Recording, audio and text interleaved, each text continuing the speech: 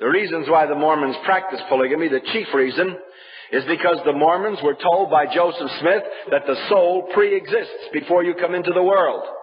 And it was necessary for the Mormons to procreate many bodies for those souls to live in. The more women they married, the more children they had, the more bodies were created for the souls to come and live in.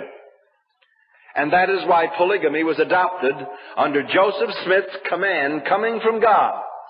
And it is prefaced by the statement that it is a new and an everlasting covenant, and if you do not abide in it, then will you be damned. That was about as clear as Joseph could get on the subject. However, in 1891, the government of the United States took a dim view of polygamy and informed the Mormons if they didn't stop practicing it immediately, they would exile the Mormons to Mexico and confiscate all their holdings in the state of Utah. Immediately, another revelation arrived from heaven. This revelation said, stop polygamy. It was signed by Wilford Woodruff of the Mormon Church, president, and they ceased the practice of polygamy overtly.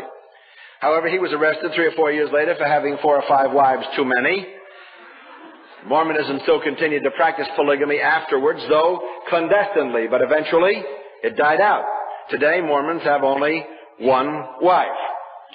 Also, the Mormons replaced this with what is called celestial marriage. One man can be sealed to many women in the temple. In the resurrection, he calls them forth from the grave to be his wives, and he sexually procreates children with them for all eternity. That is multiple sex with multiple partners for all eternity. Polygamy after death, not now. Now, of course, I realize that that may upset some ladies in women's lib, but the fact still remains that that is a Mormon theological doctrine.